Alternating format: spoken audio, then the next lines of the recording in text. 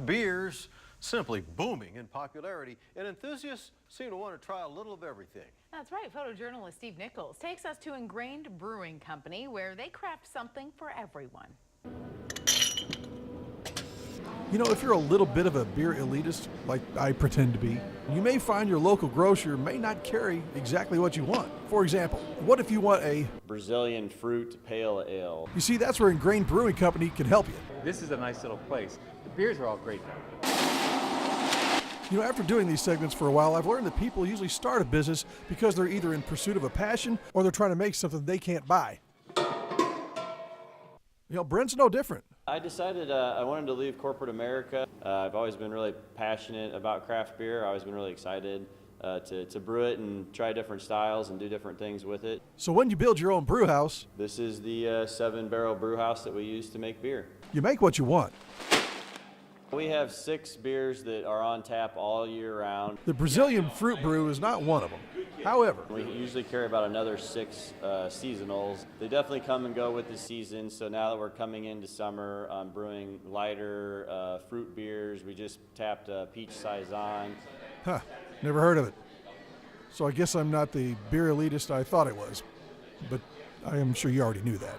The average batch, when we're all said and done, is about 250 gallons of finished product. You see, the brewing process seems fairly simple. You mill it, you mash it, you boil it, you ferment it, you age it, and then you drink it.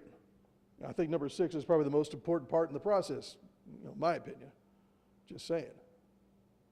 I like beer.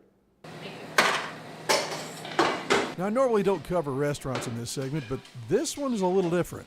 So we actually source 100% of our beef and pork comes straight from local farms. I actually buy whole animals, which is a very different model for a restaurant. Fresh local produce does matter. Take a strawberry, for example. You can tell a huge difference between a fresh picked strawberry from the farm because we allow it to actually ripen on the vine until the ideal point. With conventional produce, they have to pick it early. And when they're picking it early, the product, the strawberry, for example, hasn't ripened enough yet and doesn't have as much flavor. Lori Hamill of the Springfield Rotary Club agrees. I am all for it. First of all, we are really glad we are supporting a locally owned business, and that's really important to a lot of us in the club. And I do think it makes a difference in the food. It always tastes good, and Brent has done a presentation to our club, and we are aware that it is all locally sourced, and we think that's great. Supporting Engrained Brewing Company not only supports an Illinois-made product, but you're also going to support Illinois-grown products as well. In Springfield, Illinois-made, Illinois-grown, and Illinois proud. Steve Nichols, WAND. Look like a nice stout they're pouring out there, too.